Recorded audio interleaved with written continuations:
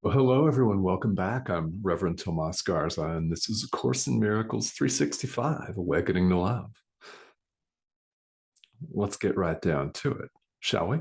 Because we've got today in the Song of Prayer a very beautifully, beautifully arranged and written segment called The Latter Ends. Yeah, what's the party like at the top of the ladder? Party at God's house? What's it like, right? This is something that we're all going to wonder, if you haven't wondered about this already, dozens and dozens of times over the years on the path. Wherever you find yourself, whatever tradition that you practice, or if you have a mix of traditions, or if you're just looking, we've all wondered this, what else is out there? What more? There's got to be more, right? What constitutes more than this realm of suffering? What's different that we keep finding ourselves drawn to unconsciously, subconsciously, even? You're watching this 50-year-old dude from Arizona who is a course student just like you talk about A Course in Miracles. Why? There's something deep down that compels you to study spirituality, to take a deep dive with yourself. I know what this is like. I've experienced it my entire life. So I truly get it. It's a powerful pull, isn't it? And it's not the image on your screen that's the powerful pull. It's yourself with a capital S. That's the powerful pull. So when you see me talking, cracking a joke about Janis Joplin and a black Mercedes, dialing for dollars, God buying a round of drinks, listen to the song. When you see that, when you see me show up here and talk about our self, capital S, see yourself, please. We're one. There is no separation of any kind. We're not a physical body. That's what appears here to our eyes and our physical senses in the world. But it's not our reality. Somewhere deep down, you know this. I know you know because you're watching.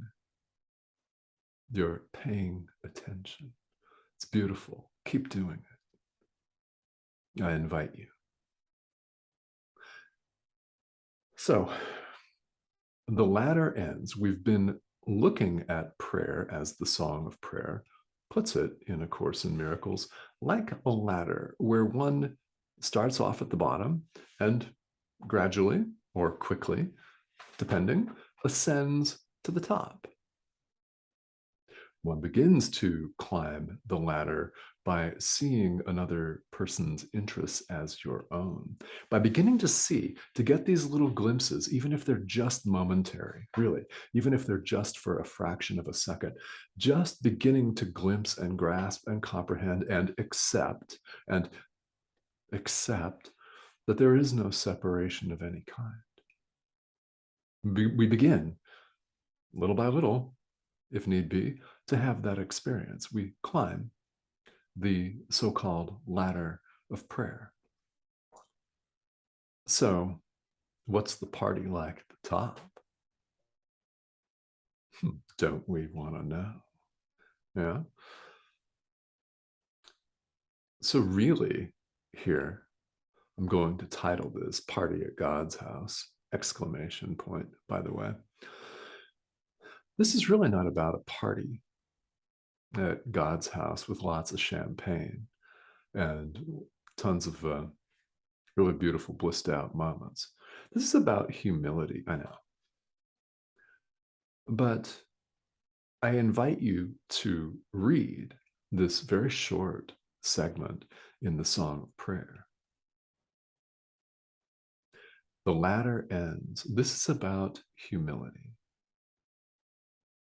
That's what exists at the top, and that's what we gradually allow and develop, so to speak, along the way.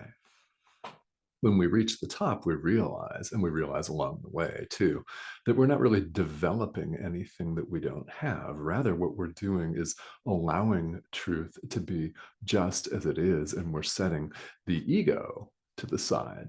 We're removing the barriers to truth. As the Course puts it, we're removing our barriers to our awareness of love's presence. That's one way of putting the exact same thing. We're letting things be just as they are, rather than how we would arrange them to be in the world, rather than how we would manipulate them to be. That's what we're doing as we climb. And we take our brother with us, brother singular, not plural. We all go together. There is no separation of any kind. So how could it be otherwise? We accept and allow this, and it is our practice of forgiveness as A Course in Miracles presents it to us and invites and encourages us to do. It is this practice that enables, we give the little willingness, the Holy Spirit does the rest. Here's what he does: heals our unconscious guilt, our vast, impenetrable well of unconscious guilt. We, by forgiving the outward symbols of that guilt, everything that appears to these things in the world, by forgiving that, that's our part, our little part. He does the rest. We ascend the ladder. When you allow yourself to consider that the ego does not exist, that it is, in fact, an illusion, a dream from which we wake up, and we're in the process of waking up from this. When you consider that it doesn't exist, of course, the ladder ends with true humility. Humility does not oppose. There is no ego, so one cannot be superior to another. There is no other. How can there be an order of difficulty? How can there be a hierarchy? How can there be levels, social strata, economic strata, things like that? There can't. There isn't. We're waking up to this. True humility doesn't try to rule the universe. What universe? Doesn't try to rule the world. What world? Nothing to rule, is there? It doesn't try to build an empire, whether it's physically on land by attacking your neighbor, or whether it is through economics or business or any other insidious way, espionage, politics, all of the stuff that we've devised here in the world. It's not trying to build an empire and have dominion over something that is not real.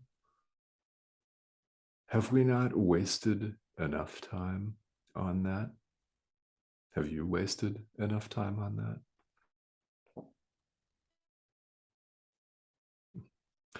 Only you can answer that question. In reaching people, I am, of course, putting this message out because some of you are done with all of this rigmarole and BS, aren't you? There are no accidents, no coincidences in salvation. There are no coincidences in God's plan. You're watching this for a reason. At the same time, I'm delivering this message for a reason.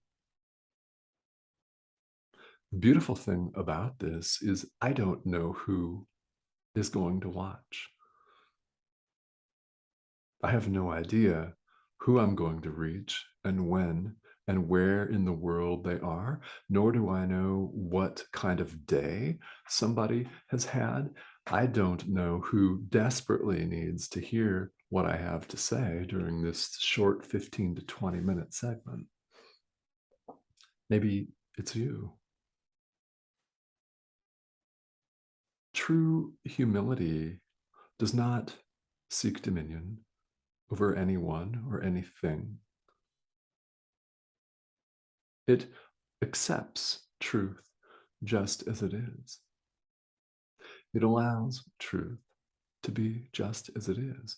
This is where we will all eventually find ourselves at the top of the ladder. And in very beautiful language, the Song of Prayer goes on to talk about the green lawns of heaven extending before our eyes, metaphor, of course. What eyes? And there are no lawns, because that would mean somebody would have to mow it, wouldn't it? It's a very useful visual for us because at the top of the ladder, there's no more learning to be done. And as the Course puts it, God takes the final step himself. We then awake in God. That's what's at the top of the ladder. That's the so-called party at God's house. I like that. Yeah. So we're somewhere along the way, aren't we? I don't know where you happen to find yourself, but I do know that our role here is to forgive. Again, we forgive what appears to be outside of us. People, places, political parties, events, time, space, anything that disturbs you is an opportunity to forgive. We're looking at our own fear. We're looking at the supposedly outward manifestations of our own unconscious guilt. Guilt for what? Blaming ourselves for the separation, of course, which, by the way, never occurred. So, with this attitude, with this understanding that there is no separation of any kind, we forgive the outward symbols of what's really going on inside us. And the Holy Spirit does the rest. All that deep well of unconscious guilt that we don't know about because it's unconscious, He heals that. The Holy Spirit heals that. We simply allow this to happen. We do our part, forgiving the outward symbols, and they are here to us, outside of us. There's nothing really outside. There's no inside or outside in truth. Perfect oneness is, in fact, perfect oneness. So when we say one, we mean one, not 8 billion. No. Even in the concrete, supposedly rational world of mathematics here on planet Earth, one does not equal 8 billion. It equals one. It's it's said, and brilliantly so, that you only have to be able to count to one to do this course.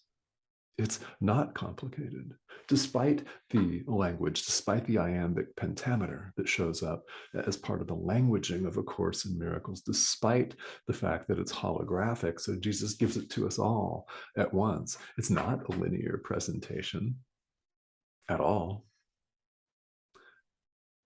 Despite all of that, it's simple. Truth is simple.